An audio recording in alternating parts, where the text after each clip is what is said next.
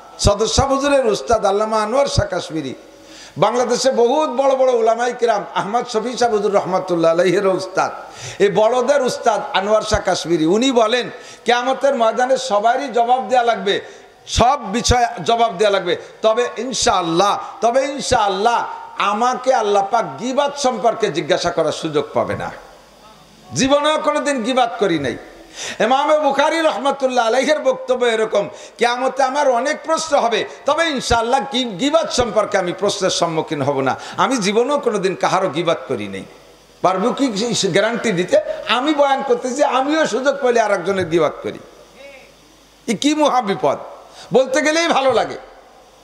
নবী পাকের সামনে মসজিদে নববীতে রমজান মাসে দুইজন রোজাদার বসে বসে কিছু ফাঁকে ফাঁকে নামাজ পড়তেছে আর ফাঁকে ফাঁকে গল্প করতেছে। ওই খোঁজ গল্পের ভিতর দিয়ে কাহার জন্য গীবাত করতেছে।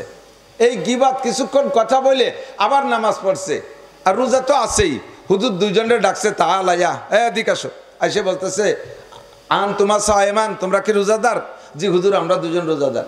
কয় কি রমজান চলে গেলে তোমরা দুইজন এই দুইটা রোজা আবার রেখে দিবা, এই দুইটা রোজা আবার রেখে দিবা। আর এই গল্প করার পরে যে 2 রাকাত নামাজ পড়ছো না, ওই 2 রাকাত নামাজ ওই নেই, অজু বানাইছে, ওই 2 রাকাত আবার পড়ো। তো দুইজনে কইতেছে যে হুজুর অজু ভাঙ্গার কারণ 7টা, আর রোজা ভাঙ্গার কারণ যা তা তো জানি, তা রোজা ভাঙ্গারও কোনো কারণ ঘটে নাই, অজু ভাঙ্গারও কারণ ঘটে নাই, তা পড়া নামাজ আবার পড়বো কে, আর এই রোজা পরে রাখবো কে? তো হুজুর বললেন যে মরা মানুষের পচা গোশত খাইলে খাওয়াটা কি হারাম না হালাল? 1 নম্বরে খাওয়া হারাম, রোজা রমজান মাসে খাওয়া, রোজা থেকে খাওয়া হারাম। তো ভালো হালাল খাওয়ার হারাম খাও, মানে বৈধ খানা খাওয়ার অবৈধ খাও। রোজার মাসে রোজার দিনের বেলা খাইলেই তো রোজা ভেঙে যায়। তোমরা দুইজন খাইছো, তাও সাধারণ কিছু খাও নাই, তোমরা মরা মানুষের পচা গোশত খাইছো। কয় যে হুজুর আল্লাহে মা কাল না, হুজুর আল্লাহর কসম খাইনি, আমরা তো মসজিদই বসা, মরা মানুষের গোশত কেউ কোনোদিন খাইনি। আল্লাহর কি হুজুর খাইনি, কসম দিয়ে কইতেছে। হুজুর কয় একটু খিলাল নিয়ে আসো, খিলাল নিয়ে আসো। খিলাল আনাইছে, খিলাল এনে দাঁত খিলাল করো। দাঁত খিলাল করছে, দাঁত খিলালের ভিতর থেকে পচা গোশত বেরোইছে।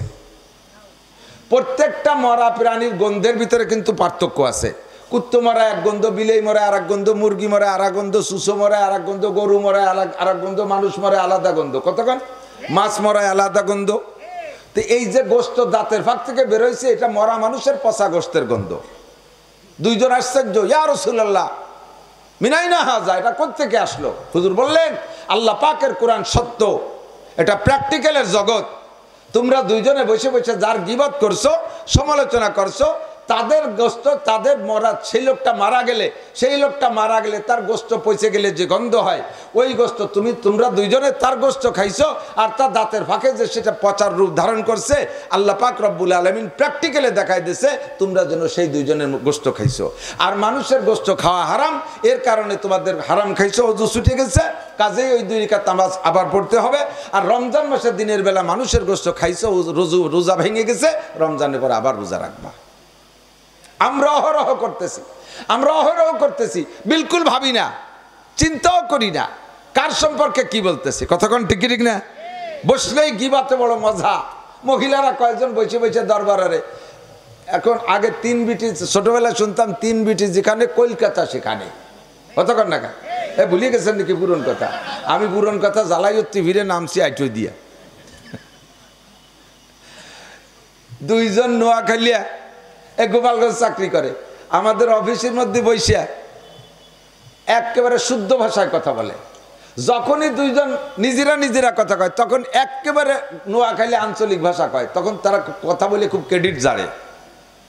চিটাগাঙ্গেরা আমাদের সাথে কথা কয় খুব শুদ্ধ ভাষা। যখন 3-4 চিটাগাঙ্গে আলাদা হয়ে যায়, তখন তাদের ভাষায় কথা কয়, খুব মজা পায়। আমরা গোপালগঞ্জেরা যেটুক পারি শুদ্ধ বলি, ওই লোকের সাথে আরো শুদ্ধ বলি। আমরা নিজেরা শুদ্ধ বলার চেষ্টা করি, এটা ভালো কথা। তবে আঞ্চলিক মুরব্বীদের ভাষার মধ্যে একটা মজার স্বাদ, ও ছেড়ে দেবো কি এরিয়া, এটা আমি ছাড়তে পারবো না। 3 বিটি যেখানে কলকাতা সেখানে, আগে বাংলাদেশে কলকাতার দূরই মনে হতো, এই জন্যই মনে করতো যে 3 বিটি যেখানে কলকাতা সেখানে মানে অনেক দূরের খবর। আর এখন 3 বিটি যেখানে সারা পৃথিবী সেখানে। কতক্ষণ হাতে খালি টাচ মোবাইল থাকলেই হয়, সুবহানাল্লাহ। একটু কিছু কর না কা, তিন বিটি যেখানে, কলকাতা না সারা পৃথিবী সেখানে বসেই শুরু করে, আপা তোর শাউরি কেমন, কতটা বুড়ো শুননি, শ্বশুর কেমন, একটা দাতাল, দেওর কেমন, একটা নুস্য, তো স্বামী কতটা দামলা। হ্যাঁ, শুরু হয়ে গেছে। এই যে বসে বসে পচা দরবার, এর ভিতরে শ্বশুরের গিবাত, শাউরির গিবাত, স্বামীর গিবাত, দেওরের গিবাত, ননদের গিবাত, এগুলো ফাইনাল করে দিয়ে এরপরে আমাকে হুজুর খুব ভালো কয়, আরে চিনি, সেও তো একটা নুস্য, মসজিদের হুজুরও বলে নুস্য, তুমি টের ভাইলে কি এরিয়া, হুজুর নুস্য এটা তুমি টের ভাইলে কি এরিয়া। এই সমস্ত কথা কিছু আছে অপবাদ, কিছু হয়ে যায় গিবাত। নবী পাক সাল্লাল্লাহু আলাইহি সাল্লামের জলিলুল কদর দুই সাথী আমি শুনেছি হযরত মাওলানা আলী হোসেন শাহ হুজুর রহমাতুল্লাহ আলাইহির কাছ থেকে। হুজুর বয়ানের ভিতরে বলতেছিলেন, হযরত আবু বকর আর উমর রাদিয়াল্লাহু তাআলা আনহুমা দুইজন বহুত বড় ক্লোজ ফ্রেন্ড না, দুইজনই হুজুরের দোস্ত, দুইজনই হুজুরের শ্বশুর। ১৬ লক্ষ সাহাবার ভিতরে শ্রেষ্ঠ দুইজন, সিদ্দিক আকবর আবু বকর। কোন জায়গার আবু বকর? হুজুর মেরাজে গেছে, যাইয়া আরশে আজিমে পা রাখছে, মাত্র আরশে পা রাখছে। আল্লাহ পাক রব্বুল আলামিন ডাক দিয়েছে, আবু বকর, আবু বকর। এর আগে কোনো নবী রাসূল আরশে যায়নি, পরেও যায়নি, কোনোদিন যাবেও না। হুজুরই গেছেন, আমাদের নবী গেছেন। আর নবী যাইয়া পা রাখার সাথে সাথে আল্লাহ পাক ডাক দিয়েছে, আবু বকর। আবু বকর কয়, লাব্বাইক আল্লাহুম্মা লাব্বাইক। হুজুর দাঁড়াই গেছে, ইয়া রাব্বি আজা আবু বকরিন কাবলা মাজিফিল আরশ। আল্লাহ, আবু বকরকে আমার চেয়ে আগে আরশে চলে আসছে, হু আফজালু মিন্নি, সে কি আমার চেয়ে দামি? আল্লাহ পাক বললেন, লা, তোমার চাইতে দামি আমি কেউ রে বানাই নাই। লাউলা হুমা খালাকাল আফলাকা খালিকুহা লাউলা হুমা খারাজাল ইনসানু মিন আদামি। ও বন্ধু, তোমার না বানাইলে অনেক কিছু বানাইতাম না, তোমার চাইতে দামি কোনো মখলুক নাই। তবে আল্লাহ, এই যে তুমি আবু বকরকে ডাকলে, আবু বকর ডাকও শুনলো, তাহলে আবু বকর না আসলে কিভাবে ডাক শুনলো? আল্লাহ পাক বলেন, বন্ধু, তোমার আর আবু বকরের ভিতরে ভালোবাসাটা আমার কাছে এত ভালো লাগছে যা বলার না। তোমার তো দুনিয়া আবু বকর আছে, তোমার টান পড়লে আবু বকরকে ডাকো, মোহাব্বত হইলে আবু বকরকে ডাকো, সব কিছু কোনো সময় ঝামেলায় পড়লে আবু বকরকে ডাক দাও। আবু বকর লব্বাইক বলে তোমাকে শান্ত ডাকে সাড়া দেয়। তুমি আবু বকরের লব্বাইক শুনলে কলিজাটা ঠান্ডা হয়। তোমাদের দুইজনের প্রেম আর ভালোবাসা আমার কাছে ভালো লাগছে। আমিও এই আরশে আজিমের পাশে একজন ফেরেশতাকে আবু বকরের রূপ দিয়ে তৈরি করেছি। একটা ফেরেশতাকে আমি আবু বকরের চেহারাই বানাইছি। তোমার আবু বকরের যে চেহারা, আমার আবু বকরের ওই চেহারা। তোমার আবু বকরের যেই কণ্ঠ, আমার আবু বকরের ওই কণ্ঠ। দুনিয়ায় তুমি যতবার আবু বকরকে ডাকো, আমার আবু বকরকে আমি অতবার ডাকে তৃপ্তি নেই, মজা পাই। আল্লাহু আকবার। তাহলে আবু বকরের শান কত বড়, আল্লাহ। এবার হযরত ওমরের শান কত বড়। হুজুর মেরাজে যায় জান্নাতে ঢুকছেন, প্রথম ঘরটা দেখছে খাদি একটা ঘর, জিজ্ঞেস করছে লিমান হাদা, এই ঘরটা কার? জিব্রাইলকে হাদা লি খাদিজাতিক। এই প্রথম ঘরটা জান্নাতের মধ্যে ঢুকে ডান দিকের প্রথম ঘরটা কার? কয় এটা খাদিজার ঘর। কোন সুবহানাল্লাহ। হুজুর কয় প্রথম ঘর খাদিজার কেন? কয় হুজুর আপনি গারে ঘেরা থেকে কলেমা নিয়া, হেরা গুহা থেকে নবুয়তি নিয়া বাসায় যাওয়ার পরে এই কথা প্রকাশ করলে সর্বপ্রথম আবু বকরও জানে না, কেউ জানে না, শুধুমাত্র খাদিজা জানে। বলার সঙ্গে সঙ্গে খাদিজাই প্রথম আপনার উপরে ঈমান আনছে। বরঞ্চ আপনি নবুয়তি ধরে রাখতে ভয় পাচ্ছিলেন, খাদিজা আপনাকে সান্ত্বনা দিয়ে আপনার শক্তি বাড়াইছে। ওই সময় আপনি দোয়া করছিলেন, আল্লাহ তুমি আমার খাদিজাকে জান্নাতের ভিতরে ব্যতিক্রম একটা ঘর দিও, সর্বপ্রথম ঘরটা যেন আমার খাদিজার হয়। তোমার দোয়া আমি কবুল করে খাদিজার জন্য বাঁশ দিয়ে বানাইছি একটা ঘর।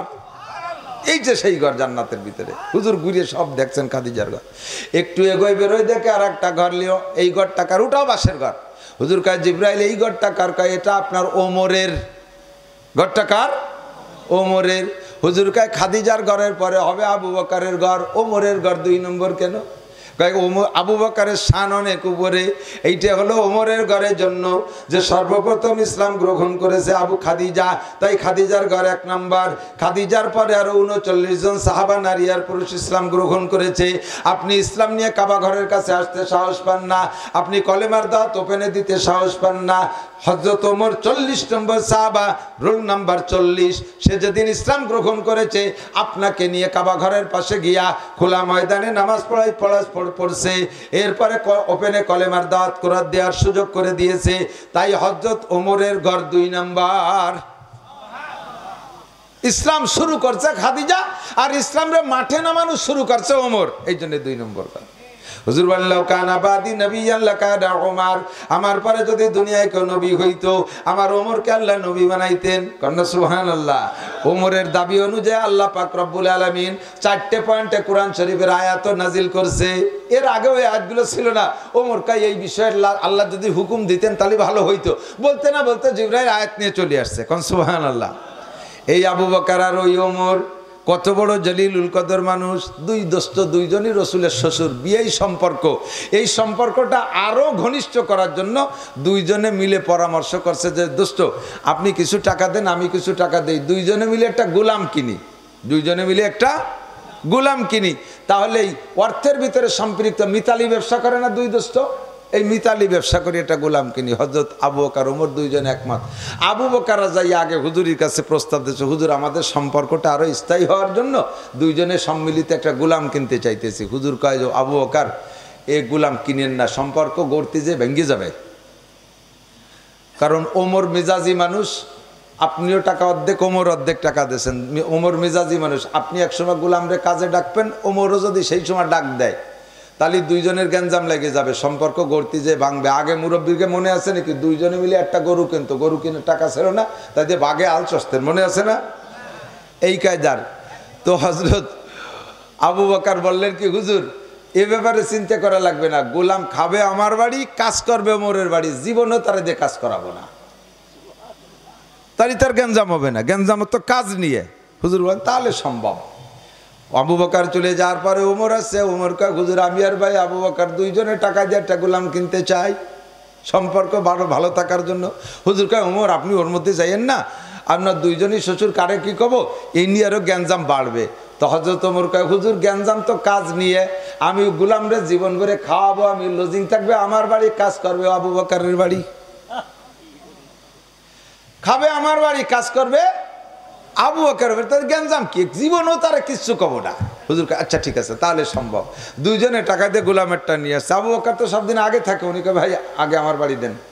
তা আবু বকর নিয়ে গেছে, বাড়ি নিয়ে কায়দা মতো খাওয়ায়, কয় তাড়াতাড়ি যা ওমরের বাড়ি কাজ করে আসবি, দুপুরে এসে আবার খাইয়ে যাবি, খাইয়ে যা আবার বিকেলে। এই বাড়িতে খাইয়ে দে, ওই বাড়ি গেছে, কাজ তো কেউ করাবে না। ও বাড়ি যে দেয় যে সকালে খানা রেডি, কয় যত দেরি হয়ে আসিস কেন, কয় খাবার দেশে বেশি খাতি দেরি হয়ে গেছে, কয় তাড়াতাড়ি খাইয়ে দে আবু বকরের বাড়ি যে কাজ কর। খাতি খাতি ফিরে দুপুর হয়ে গেছে। ও বাড়ি যাইয়ে দেয় যে দুপুরে খানা রেডি, এই এত দেরি হয়ে আসিস, কয় যে যা খাবার দেশে যা, আমার কাজই খাওয়া, অন্য কোনো কাজ নাই তো। আবার এই বাড়ির খানা দানা খাতি খাতে আসর হয়ে গেছে প্রায়, ওই বাড়ি যেয়ে দেয় যে খাবার রেডি, এই দেরি হচ্ছিস কাকা, খাতি খাতি দেরি হয়ে গেছে। খালি এ বাড়িতে খাই ও বাড়ি, ও বাড়িতে খাই ও বাড়ি। অল্প দিনের ভিতরে গোলাম ফ্যাট হয়ে গেছে, কায়দা মতো মোটা। গল্প শুনেন না, খালি ভিতরের টাকা কথা মনে রাখার চেষ্টা করবে। খাইয়ে দেয় মোটা, হৃষ্টপুষ্ট, একেবারে দাড়ুস দুড়ুস হয়ে গেছে।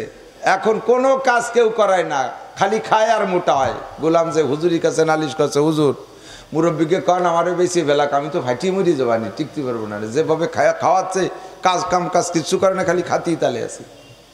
হুজুর কাছে সামনে কাজ একটা আছে, কাজ করবা, মোটা হও, সে কাজে শক্তি লাগবে, সামনে যুদ্ধের সফর আছে, ওই সফরে তুমি 2 মালিকরে খেদমত করবা, যৌথ খেদমত, আলাদা আলাদা করলে খেদমত নেবে না কেউ। জি হুজুর। তো যুদ্ধের সফর যখন শুরু হবে, এর আগে মালিকরে হুজুর, গোলামরে হুজুর বলে দিয়েছে যে 2 জনের ব্যাডিং পারবা না, 2 জনের তুমি একা বহন করতে, স্বাস্থ্য তো ভালো হয়েছে। জি হুজুর পারবো। তো 2 জনের ব্যাডিং আর মালামাল বর্জনীয়, মাথা টাথা তেল পানি মাখাইয়ে বিড়িয়ে টিড়িয়ে বাঁধে রেডি হয়েছে। যাই দেয় যে মালিক 2 জনেই নিজের ব্যাডিংয়ের সাথে প্রত্যেকে আবার গোলামের জন্য একটা ব্যাডিং গাড়ি আসছে। আবু বকরের গাড়ি 2 ব্যাডিং, গোলামের একটা, ওনার একটা, ওমরের গাড়ি 2টা। আইসে গোলাম কয় যে হুজুর আমার যা ই হবে না, দেন কি হতেছে, আমার বেইজ্জতি হতেছে। হুজুর কয় চলতি তাকে কথা কইও না। হাঁটতে হাঁটতে হাঁটতে হাঁটতে যাইতে যাইতে 1-2 মঞ্জিল পর সফরের কেশিয়ার ম্যানেজার তা আবু বকর আর উমার মঞ্জিলে যাইয়া রাত যাপন করতেছে, তাবু টানাইয়া সব সাথীরা খেয়ে দিয়ে ঘুমাই গেছে। আবু বকর আর উমার সফরের হিসাব ঠিক করতে, হুজুর বললেন তোমরা সফরের হিসাব কমপ্লিট করে তারপরে ঘুমাবা। দুইজন একটু বাতি জ্বালাইয়া সফরের হিসাব করতেছে, গরম তো প্রচণ্ড। তো হুজুর বলতেছেন, গোলামরে বলে দিয়েছে যে এবার একটা পাখা নিয়ে দুইজনের সম্মিলিত বাতাস দিবি, আদা আদি মানে বেশি বেশি কম যেন নয়, সমান সমান দিবি, তাহলে বাতাস নেবে। এবার গোলাম যে বাতাস দেওয়া শুরু করছে, বাতাস দিতে দিতে দিতে দিতে কিছুক্ষণ দেওয়ার পরে গোলামের ঘুম এসে গেছে, মোটা মানুষের ঘুম বেশি। এখন বসে বাতাস দিতে যাইয়ে ঘুম এসে গেছে, দাঁড়াই গেছে, দাঁড়ায় বাতাস দিচ্ছে, দাঁড়াই দিয়ে দ্রুম করে পড়ছে, পড়িয়েও ঘুমাই গেছে। কিছুক্ষণ পরে হিসাব নিকাশ যখন শেষ রাত হয়েছে, হযরত আবু বকর উমার দুইজন ওযু বানায় তাহাজ্জুদ পড়িয়া 12 তসবিহ পালন করিয়া এরপরে বসে খোশ গল্প, দুই বিয়ে একটু পার্সোনাল খেজুর ছিল তাই খাচ্ছে। এই খাওয়া খাইয়ের ভিতর দিয়া হযরত ওমর বলতেছে, আবু বকর শুনতেছে, ওমর বলতেছে ভাই আমাদের গোলামটা একটু ঢিলি, একটু অলস, কোনো কাজ কাম করাই না, একটু বাতাস দিতে যাইয়া একটু বাতাস দিতে যে তাও দিল না, অর্ধেক পথে যে ঘুমাই গেল, কে শেষ রাত্রে উঠে একটু তাহাজ্জুদ পড়ে একটু জিকির ফিকির করলি। এই কথাগুলো তো ওমরের গোলামের পক্ষের কথা, কিন্তু তার ঘুমের ভিতরে আড়ালে বলতেছে গোলামটা একটু ঢিলে অলস। আবু বকর হানা কিচ্ছু কয় না, চুপ করে রয়েছে।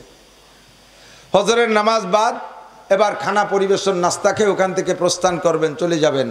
হুজুর গোলামরে বললেন যে তুই তো আলাদা আলাদা খেদমত করলে কেউ নেয় না, তো সম্মিলিত খেদমতের ভিতরে একটু কাজ কর, এই খানা পরিবেশন কর তুই দে, সবাই গোল করে বসাই দিয়া এবার রুটি দিয়ে দেছে, খাবার দাবার যা আছে দেশে। এবার গোস্ত বন্টনের সময় কানে কানে কয়ে দেছে সবাই রে গোস্ত দিবি, খালি তোর দুই মালিক রে গোস্ত দিবি না, আবু বকর ওমরকে গোস্ত দিবি না। সত্যিও রুটি দিয়ে গেছে, যখন গোস্ত দেওয়ার সময় হয়েছে ওই দুইজনরে বাদ দিয়ে পরের জোরেতে গোস্ত দেওয়া শুরু করছে। আবু বকর তো চুপ করে মুসকি মুসকি হাসতেছে, সমালোচনা করতেছে না, ভিতরে ভিতরে কইতেছে ওরে গোলাম কত খালি আমার বাড়ির তার আজকে একটু গোস্ত রুটি দিতে এসে রুটি দিস আর গোস্ত দিস নিয়া, এই নাকি তোর খেদমত। ওমর আর সহ্য তিবার নিয়ে কয়ে ফেলাইছে, কি ব্যাপার গোস্ত দিস রে কা, গোস্ত দিস রে কেন? যখন কয়েছে গোস্ত দিস নেই কেন, তখন গোলামে কইতেছে হুজুর সাল্লাল্লাহু আলাইহি সাল্লাম আল্লাহ নবী আপনাদের দুইজনকে গোস্ত দিতে নিষেধ করছে। যখন কইছে হুজুর আপনাকে গোস্ত দিতে নিষেধ করছে, তখন দুইজনের কাম সারা হয়ে গেছে। কেন আমাদেরকে গোস্ত দিতে নিষেধ করবে? কয় তুমি কি শুনেছো কেন? কয় না তা শুনে। কয় তা একটু যাও তুমি একটু শুনে আসো, আমরা শুনবো না। যাই বলতেছে হুজুর ওই দুজনের গোস্ত দেবো না কেন জিজ্ঞেস করছে।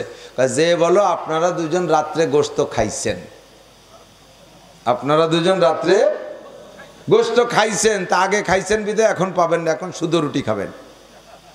যে বলছে যে মালিক আপনারা দুইজন নাকি রাত্রে গোস্ত খাইছেন, হুজুর বললেন সেই জন্যই গোস্ত দিতে নিষেধ করে। আমার মা বোনরা খেয়াল রাখো, আল্লাহ যখন কইছে গোস্ত খাইছেন, আর কি গোস্ত রুটি খাওয়া আছে? দুইজন উঠে চলে আসছে, ইয়া রাসূলুল্লাহ মা আকালনা তাহতাল লাইল লাহমান, কোনো গোস্ত খাই নেই, আল্লাহর কসম খাইনি, ওয়াল্লাহি মা আকালনা, সত্যি খাইনি, আল্লাহর কসম খাইনি। হুজুর বললেন কসম খাইয়েন না, মিথ্যাবাদী হয়ে যাবেন, আপনারা গোস্ত খাইছেন।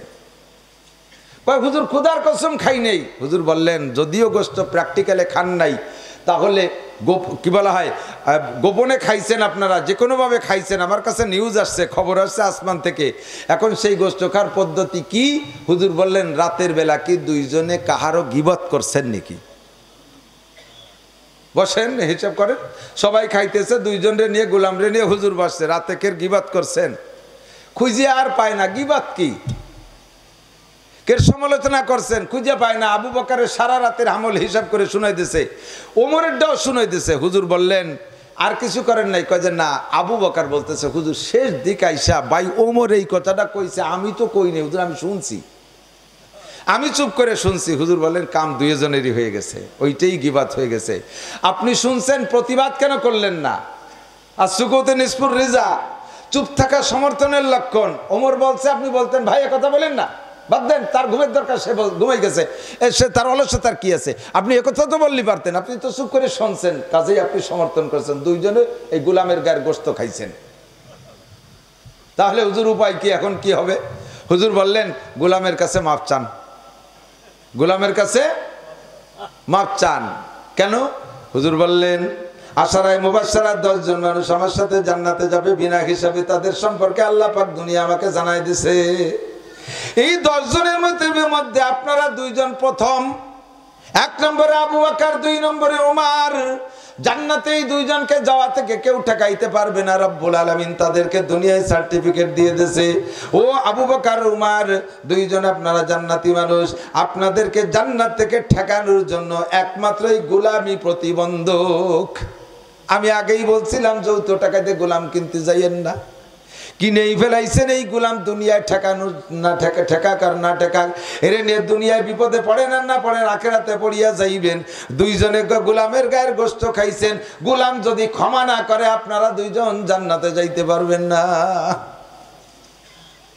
2 জন জান্নাতে যাইতে পারবেন না। এখন কয় কি হুজুর তাহলে কি এরি? হুজুর আপনি একটু কন গোলামরে মাফ করে দিতে কন। হুজুর কয় আমি মাফ চাবো কেন, আপনারা মাফ চান। এখন 2 জন এদিক ওদিক তাকায়, হুজুর এই গোলাম কিন্তু মানাওয়ার ছিল, এত কান কালাম জম্মের কান কাইয়া কোনো কাজ করলাম না, শেষে গোলামের কাছে মাপ চাতে হবে। এই ভাই এদিক চান, গোলামের কাছে মাপ চার একটা সুরত বোঝেন। আপনার বাড়ির গরু এর পাশায় তুলে 2 বাড়ি দিয়েছেন, 1 বাড়ির অন্যায় সে করছিল, বাড়ি দিয়েছেন 2 এই 2য় বাড়ি বেশি দিয়ে ফেলাইছেন বলে কি গরুর পায়ে ধরে কেউ মাপ চায়? ও গরু তোরে ভালো হয়েছি বেশি একটু মাফ করে দে, কেউ কোনোদিন চায়? কোনোদিন চায় না। এই গরুটার কাছে পায়ে ধরে মাপ চা যেমন, ছাগলটার কাছে পায়ে ধরে মাপ চা যেমন, বাড়ির কুত্তটারে 2 বাড়ি দিয়েছেন তার কাছে পায়ে ধরে মাপ চা যেমন, এই গোলামের কাছে মাপ চাও সেম, একটু বেশ কম না। গরু আর গোলাম একই রকম। এখন 2 মালিক যায় গোলামের কাছে মাপ চাইতে হবে, গোলামের কাছে হাত ধরে মাপ চাইয়েই ফেলাইছে, গোলাম মাফ করে দে। গোলাম কয় না মাফ করবো না, মাফ করবো না। এখন 2 জন হুজুরে বলতে, হুজুর দেন আমরা তো মাপ চাইতে কইছেন সালাম, ও মাফ করবে না, কি এরা যায়? হুজুর কয় গোলাম তুই মাফ কর। কয় যে হুজুর যদি অর্ডার দেন, হুকুম করেন যে মাফ কর, তাহলে মাফ করে দিলাম, আর যদি সুপারিশ করেন তাহলে এটা আমার ব্যক্তিগত ব্যাপার।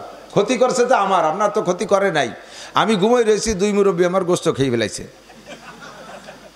আল্লাহু আকবার। হুজুর বলতেছেন না গোলাম মাফ করে দাও, আমি সুপারিশ করতেছি। কয় না হুজুর মাফ করবো না। কয় কেন করবি না? কয় আমার একটা শর্ত আছে, এই শর্ত যদি 2 মুরব্বী পূরণ করে তাহলে মাফ করবো। কয় বলো কি? কয় যে আমি জানি আমার মতো লাখ গোলাম ওই 2 জনের সার্টিফিকেট ক্যান্সেল করতে পারবে না, 2 জনের সম্পর্কে বরাদ্দ উপর থেকে হয়ে গেছে, তা আমি যদি বাধা হই আমার কারণে থেকে যায়, আমি জানি ওই 2 জন জান্নাতি, ওই 2 জন আমার কাছে ওয়াদা করবে যে কিয়ামতের ময়দানে জান্নাতে যাওয়ার সময় 2 মুরব্বী আমার হাত ধরে নিয়ে যাবে, তাহলে মাফ করবো। আদায় করারটা আদায় করেই নিচ্ছে, তার যেখানে পাওয়া আসল। তো হুজুর বললেন, হুজুরের দিকে তাকাচ্ছে 2 জন, হুজুর বললেন তোমাদের বাধা মাত্র গোলাম, তোমরা জান্নাতে যাবাই যাবা, তো ওয়াদা করো ঠিক আছে ওরে হাত ধরে নিয়ে যাবা। হ্যাঁ গোলাম তোরে আমরা 2 জন হাত ধরে নিয়ে যাবো, বিপদ থেকে বাঁচা। গোলাম কয় দিলাম মাফ করে। কোথায় গোলাম আর কোথায় আবু বকর উমর? আল্লাহু আকবার। ও দোস্ত, আমরা অহরহ গীবাত করতেছি, কিচ্ছু মনে করি না। আহমদ শফি সাহেব সম্পর্কে গীবাত, শাইখুল হাদিস সাহেব সম্পর্কে গীবাত, সরমুনার পীর সাহেব সম্পর্কে গীবাত, সদস্য কেবরে রুহুল আমিন সাহেব সম্পর্কে গীবাত, উলামায়ে কিরামের গীবাত, রাজনৈতিক গীবাত, বাপ ভাইয়ের গীবাত, প্রতিবেশীর গীবাত, গীবাত করেই যাচ্ছি, একটু ভাবি না এটা সম্পূর্ণ জিহ্বার অপরাধ। কথা বলেন ঠিক ঠিক না? মাইয়াজমাল্লি মা বাইনা লাহিয়াইহি, অকথ্য ভাষায় গালাগালি করিস না, ভাষা খারাপ করিস না, গালিগালাজ করিস না। যদি কেউরে একটা কি বলা হয় অভিশাপ করো, অভিশাপ করো না। যদি কেউরে ইল্লিগাল অন্যায়ভাবে অভিশাপ করো, ওই অভিশাপ কিন্তু যদি সে পাওনার যোগ্য হয়, পাওয়ার যোগ্য হয়, তাহলে অভিশাপ তারপর লাগবে। আর যদি অন্যায়ভাবে অভিশাপ করো, ওই অভিশাপ তোমার দিকে ফিরে আসবে। পরিষ্কার হাদিসের কথা, ওই অভিশাপ তোমার দিকে ফিরে আসবে। আমি একেবারে বাস্তব একটা খবর জানি, একেবারে বাস্তব একটা খবর জানি। আমার এক হাফেজ সাহেব বলতেছিলেন, আমি জায়গা বলবো না, নাম বলবো না, এলাকার লোক অনেক সময় থাকি বসে। হাফেজ সাহেব বলতেছিলেন উনার মাদ্রাসার কাছে একটা ফ্যামিলি, একটা ছোট্ট একটা বাড়ির ভিতরে একটা বহুত মজার গল্প দিক থাকান। এই বাড়ি 2 ভাই বাড়ি, বাপ মা মারা গেছে, ছোট বড় ভাই অনেক আগে, ওই ছোট ভাই একটু বড় হলে যখন কামাই রোজগার শিখছে তখন বড় ভাই বাড়ি থেকে চলে গেছে, অনেক দূরে চলে গেছে। তো গেছে, আর ছোট ভাইয়ের সাথে কোনো সম্পর্ক নাই। সে যে জায়গা গেছে সে জায়গা যে সংসার টংসার গড়ে বিয়ে শাদী করে ফেলাইছে। বহুকাল পরে, মোটামুটি আধা বয়স পার হয়ে যাওয়ার পরে বড় ভাই বাড়ি আসছে, খোঁজ নিতে নিতে বাড়ি আসছে। বাড়ি এসে পেয়ে গেছে ছোট ভাইরে পাইয়ে তো জড়াজড়ি কান্দাকাটি চলতেছে। এখন ছোট ভাইরে বলতেছে, ভাই আমি একটু বাড়ি আসতে চাই, একটু জায়গা দে, বাপের জায়গা আছে, আমার একটু জায়গা দে, একটা ঘর বান্ধি, 2 ভাই থাকবো, তোরও ভালো হবে আমারও ভালো হবে। বাড়িতে বাইরে পাইয়ে তো এক বাক্যে রাজি হয়ে গেছে, কয় ঠিক আছে ভাই তুমি চলে আসো। বাইরে চলে আসার অর্ডার দিছে, ভাই ওই বাড়ি থেকে সব কিছু ভেঙে চুরে রেডি হয়ে চলে আসছে। আসার পরে রাতের বেলা বৌতি, এই ছোট ভাইয়ের বৌতি ছোট ভাইরে পাম দেশে কায়দা মতো দিয়া কয় যে কোনো মতো এই বাড়ি অন্য কেউ যদি উঠাও তাহলে আমি বাড়ি থাকবো না, বাড়ি থাকবোই না। এই নিয়ে লেগে গেছে ঝামেলা। এখন কয় তা আমি তো কইছি যে তারে জায়গা দেবো, তা দেবো না কোন কথার পর দেবো না, কয় যে তোমার কিছু কোয়া লাগবে না, আমি বলে দেবো যে তুমি আমার কাছ থেকে এই জমি বিক্রি করে টাকা নিয়ে গেছো, দলিল করে দাও নাই, তুমি হয় টাকা ফেরত দেবা না দলিল করে দেবা। এই কথা নিয়ে সালিশ বসবো, ও হারিয়ে যাবে, আর টাকাও দিতে পারবে না, বাড়িও ঢুকতে পারবে না। বাস এই গ্যাঞ্জাম নতুন করে আলাদা কায়দায় শুরু হয়েছে। কয় হাফেজ সাহেব বলতেছে আমি মাদ্রাসার হেফজোখানার ছাত্রদের নিয়ম হলো সকাল 9টায় বা 9:30টায় খেয়ে দিয়ে ঘুমায়, ওরা আর 12:30টায় উঠে গোসল করে এরপরে 1টার আগের থেকে পড়া শুরু করে। ছেলেরা ঘুমাইছে 10টা 10:30টার দিক হবে, পরিষ্কার আকাশ, আকাশে কোনো মেঘ নাই। হঠাৎ করে ঘুমের ভিতরে দেখি যে বিদ্যুৎ চমকানোর বিশাল 2টা শব্দ একেবারে নিকটে। আমার সব ছেলে সজাগ হয়ে গেছে। বিদ্যুৎ চমকানোর শব্দের পরেই আমি সজাগ হইয়া বাইরে বেরোইছি, দেখি যে মানুষের কান্নাকাটি হই হুল্লা শুরু হয়ে গেছে। ওই যে বাড়িটা নিয়ে ওই বাড়ির ভিতরে কান্নাকাটি। ঘটনা কি, যাইয়ে দেখলাম ওই জাগা জমিনে সালিশ করতে 2 ভাই বসছে, আর 2 ভাই বসছে নারকেল গাছের নিচে, আরো লোকজন আছে। এবার ওই জায়গা বসে ওই মহিলা বলতেছে, ছোট ভাইয়ের স্ত্রী বড় ভাইরে বলতেছে, তুই আমার কাছ থেকে টাকা নিছিস, এই নারকেল গাছ তলা বসে দলিল করে দিবি, দিস নেই, আর আজকে এসে সেই টাকাও ফেরত দিস, জমি দলিল করতে, জমির আবার দাবি করিস। তুই যদি মিথ্যে কথা বলিস তাহলে আল্লাহ যেন তোর মাথায় ঠাটা ফেলায়। ঠাটা কয় না আমাকে দিক, আল্লাহ যেন তোর মাথায় ঠাটা ফেলায়। এই কথা বলা বলি চলতেছে, এর ভিতরে হঠাৎ করে ম্যাক করে পাশে আম গাছে ঠাটা পড়ে, ওই ঠাটা যে নারকেল গাছে লাগিয়ে নারকেল গাছ বরাবর সেই বউর মাথায় পড়ছে। সবাই সে জায়গা অনেক অসুস্থ, বাকি সবাই বেঁচে গেছে, বউটা জায়গায় শেষ। হাদিস 100% সত্য। কারো সম্পর্কে যদি তুমি মিথ্যা অভিশাপ করো, ওই অভিশাপটা তোমার দিকে ফিরে আসবে। কেউরে যদি অকথ্য ভাষায় গালি দাও, নফল ইবাদতের থেকে 40 বছরের ইবাদত নষ্ট হয়ে যাওয়ার কথা বলা হয়। আর যদি ইবাদত না থাকে তাহলে সমপরিমাণ গুনাহ হয়। এটা সম্পূর্ণ জিহ্বার অপরাধ। আল্লাহ নবী বলে মাইয়াজমাল্লি মা বাইনা লাহিহি ওয়া মা বাইনা রিজলাইহি আজমাল লাহুল জান্নাহ। জিহ্বাকে হেফাজত করো, জীবনে প্রতিজ্ঞা করেন মিথ্যা কথা বলবো না, মিথ্যা কথা বলবো না, গীবত শিকায়েত করব না, মানুষের নামে অপবাদ দেব না।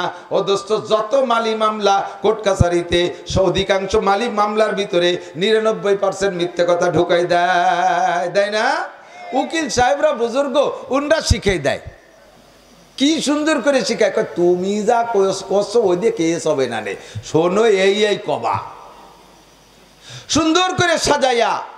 আমার উকিল সাহেবরা যদি উকিল থাকেন ভাই সাবধান, দুনিয়ার 2টা পয়সার জন্য আখিরাতকে শেষ করেন না। একটা মিথ্যা সাক্ষী যদি আপনি তৈরি করে দেন, মুসলমানের এগেনস্টে মিথ্যা সাক্ষী দিলে, মুসলমানের এগেনস্টে মিথ্যা সাক্ষী দিলে কি পরিমাণ অপরাধ। আল্লাহর ঘর কাবা ঘরকে শত্রুতাই করে একে 36 বার ভাঙলে, একে 36 বার কাবা ঘরকে শত্রুতাই করে ভেঙে ফেললে যে গুনাহ, একজন মুসলমান আর একজন মুসলমানের এগেনস্টে মিথ্যা সাক্ষী দিলে সেই গুনাহ। আমার সাংবাদিক ভাইরা একটু কুলু পাইলে হয়, ওই তিলরে তাল বানাইয়া বিশাল করে লিখতে তালে থাকে। সাবধান থাকবেন, আপনাকেও কিন্তু আল্লাহর কাছে যাইতে হবে। আপনার পিছনে সাংবাদিক আছে না নাই? আপনি ক্যামেরা নিয়া, সিসি ক্যামেরা নিয়া, আপনি ইউটিউব ক্যামেরা নিয়া এগুলো ছবি কইরা ভাইরাল করে ছেড়ে দিচ্ছেন, সারা দুনিয়া ব্যাপী একজন মানুষের ইজ্জত নষ্ট। আপনার পিছনেও আছে মায়াল ফিজু মিন কাউলিন ইল্লা লাদাইহি রাকিবুন আতীদ কিরামান কাতিবিনা ইয়ালামুনা মা তাফআলুন। সম্মানিত লেখকরা 2 কাঁধে বসে আছে, গোয়েন্দা ফেরেশতা আপনার পিছনে সিসি ক্যামেরা নিয়ে বসে আছে, ওই ইউটিউব ক্যামেরা নিয়ে বসে আছে। সবগুলো ক্যামেরা কইরা আল্লাহ পাক বলেন ওয়াকুল্লা ইনসানিন আলজামনাহু তায়রাহু ফি উনুকিহি ওয়া নুখরিজু লাহু ইয়াওমাল কিয়ামাতি কিতাবান ইয়ালকাহু মানশুরা। সারা জীবন যা আমল করবেন, যত কথা বলবেন, সবগুলো লিখা আমলনামা বানাইয়া আপনার গলায় তাবিজ বানায় ঝুলিয়ে রাখা হবে। কিয়ামতের ময়দানে ফেরেশতারা আল্লাহ পাক জিজ্ঞেস করবে আজনাবতা কাজা, তুমি এই গুনাহ করেছো। আপনি অস্বীকার করবেন আল্লাহ কোনোদিনও করি নেই। আল্লাহ বলবেন নাকতিমু আলা আফওয়াহিক, তোর মুখ বন্ধ করে দেব। অতুকাল্লিমুনা আইদিক, তোর 2 হাতে সাক্ষী দেবে। ও আরজুলাক, তোর 2 পায়ে সাক্ষী দেবে। তোর ঠোঁটে আলাদা সাক্ষী দেবে, তোর চোখে সাক্ষী দেবে। আরে পাগল, আমি কি এই জায়গায় থাকি নাকি? তুই যদি একটা খালি আমি দেখি।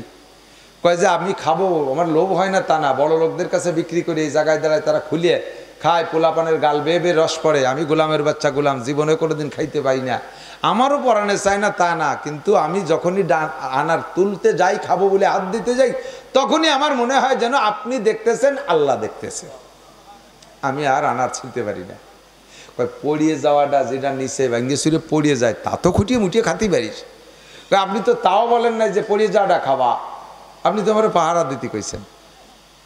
মালিক শুনিয়ে চোখ গুলা গেছে, কয় কি বাড়ি যায় ওই জায়গার থেকে গোলাম রে কয় যে গোলাম যা, তুই আজাদ করে দিলাম, তোর আর এই গোলামি খাটা লাগবে না, তোর মতো একজন অলি আল্লাহ বোজর করে আমি এভাবে বান্ধি রাখছি, আজাদ করে দিয়েছে। আল্লাহ বাড়ি যাইয়ে বোর কাছে গল্প করতেছে, জীবনে শ্রেষ্ঠ একটা কাজ করছি আমি, মোবারক করিম রে আজাদ করে দিছি। স্ত্রী কয় যে তোমার অর্থ সম্পদ আর বেশি দিন লাস্টিং করবে না, তোমার সম্পদে ধস নামবে, কারণ যত কর্মচারী আছে সব 2 নম্বর, তুমি নিজেও কয় নম্বর তার ঠিক নেই, আর তোমার এই সম্পদ ধরে রাখছে একমাত্র মোবারক করিমের তাকওয়া পরহেজগারির ওসিলা আল্লাহ তাআলা টিকে রাখছে, আর তারে দিলে আজকে আজাদ করে ও তো চলে যাবে অন্য জায়গা। এখন তোমার সম্পদের ভিতরে কোনো বরকতের কোনো লাইন নাই, তোমার সম্পদ শেষ। মালিক কইতেছে রাহো তাহলে দাঁড়া, আমি মোবারককে আটকানোর ব্যবস্থা করতেছে, যাই বলতেছে মোবারক আমি তো তোরে আজাদ করে দিছি, স্বাধীন করে দিছি বিদায় তুই এখন সুযোগ পাইছিস, তবে বাবা তুই যাস না, আমার টোটাল সম্পদের চিফ ম্যানেজার তুই, আমার পরেই সেকেন্ড দায়িত্ব তোর, তুই যাস না, তুই আমার সম্পূর্ণ সম্পদ দেখাশোনা করবি, তোর মোটা অঙ্কে বেতন। কন্যা সুবহানাল্লাহ। কিসের ওসিলায়?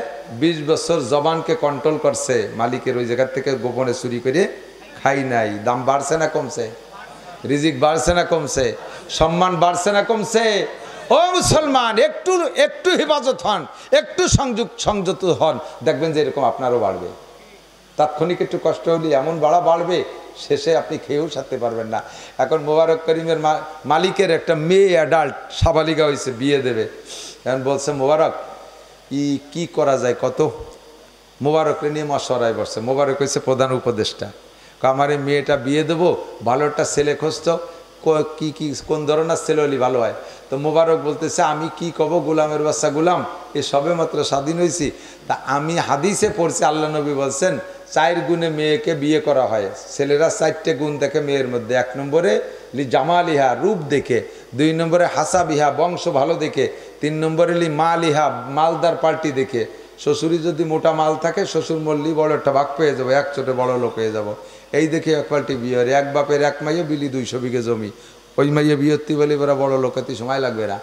এই 3 গুণ। 4 নম্বর হলো লি দিন ইহা, দিনদার দেখে বিয়ে করে মেয়েদেরকে, যে তাহাজ্জুদ পড়ে, মহিলা মাদ্রাসায় পড়ুয়া মেয়ে, আল্লাহ আলী মেয়ে, এইটারে বিয়ে করতে পারলি বারা সদস্যের মতো একটা সন্তান পাবে, এমন অনেক বুজুর্গ আছে না ছেলে।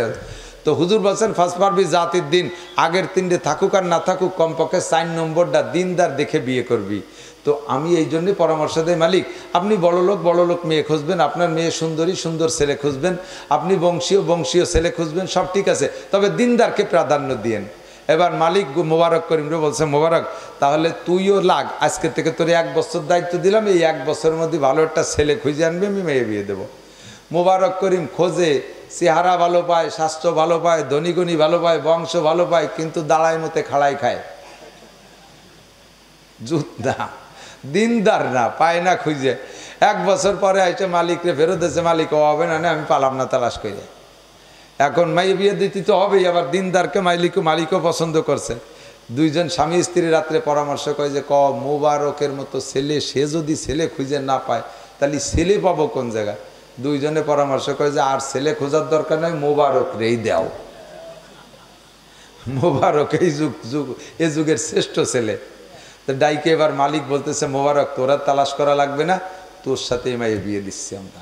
মোবারক ফেলায় কান দিতেছে, আল্লাহ কি আজে বাজে কথা, এ ফাও কথা কয় কি জন্যে, আমার সাথে মেয়ে বিয়ে দেখে তামাশা করে নাকি, আর কি করে নাকি? কয় মালিক এটা সম্ভব না, এগুলো বলেন না, আমার তো সেই আপনার মেয়েকে দেনমোহর দেওয়ার টাকাই নাই। কয় যে দেনমোহর দিবি কি দে, তার আগে আমি ফয়সালা করতেছি, আমার টোটাল সম্পদের 3 ভাগের 1 ভাগ তোর নামে দলিল করে দেব। মালিকের কাছ থেকে আজাদি পাইছে, 20 বছর জিব্বেরে কন্ট্রোল করছে, এই জন্য ক্ষুধার ভয়তে কতক্ষণ। এবার মালিকের গোটা সম্পদের 3 ভাগের 1 ভাগ পাইছে, মাত্র 20 বছর জিব্বেরে কন্ট্রোল করছে আল্লাহর ভয়ে। এবার মালিকের জামাই হতে যাচ্ছে, মাত্র 20 বছর আল্লাহর ভয়ে জিব্বেরে কন্ট্রোল করছে, এই জন্য কথা কন না কে, মাইয়ে বিয়ে দিয়ে দিয়েছে মোবারক করিমের সাথে। সেই দম্পতিতে আল্লাহ তাআলা যে সন্তানটা দান করছে, সেই সন্তানের নাম হলো রাখছে আব্দুল্লাহ। পরবর্তী বাপ বেটা মিলে তো আরবিতে নাম বলে, তার নাম হয়েছে আল আব্দুল্লাহ ইবনে মুবারক। সারা পৃথিবীর ভিতরে শ্রেষ্ঠ মুহাদ্দিস ওই মুবারক করিমের ছেলে আব্দুল্লাহ। ওমান ইয়াত্তাকিল্লাহ ইয়াজআল লাহু মাখরাজা। আল্লাহ পাক বলেন ওয়ারযুকহু মিন হাইসু লা ইয়াহতাসিব, দারুনার বাহির স্থান থেকে মোটা রিজিক পাবা। আমার যুবক তোমরা যারা আসো তোমরা যারা ব্যবসা বাণিজ্যের ভিতরে স্বচ্ছতা অস্বচ্ছতা হারাম হালাল যারা ব্যবসা করো তারা জানো, কোনো প্রকারে হারাম পন্থা অবলম্বন করবো না। চাকরির মধ্যে কোন জায়গা হারাম আছে তা চাকরি কর্নেওয়ালারা জানো, ওই জায়গার থেকে ফিরে আসবো। ক্ষেত খামার যারা করতেছেন, কৃষি ক্ষেত খামার, জমি বন্ধক রেখে ফসল খাওয়া এটা হারাম, বন্ধকি জমির ফসল খাওয়া হারাম। এইগুলো যে সমস্ত জায়গা আছে 2 নম্বরই, এর থেকে ফিরে আসেন। পারিবারিকভাবে যারা সমস্যার মধ্যে আছেন, হারামের মধ্যে আছেন, ওখান থেকে ফিরে আসেন আল্লাহর ভয়ে। ইয়াজআল লাহু মাখরাজা, আল্লাহ তাআলা বিপদ থেকে মুক্তির ব্যবস্থা করে দেবেন। ওয়ারযুকহু মিন হাইসু লা ইয়াহতাসিব, ধারণার বাহির স্থান থেকে রুজির ব্যবস্থা করে দেবে। আল্লাহ পাক আমাদের সকলকে নসিব করে, সবাই বলেন আমিন।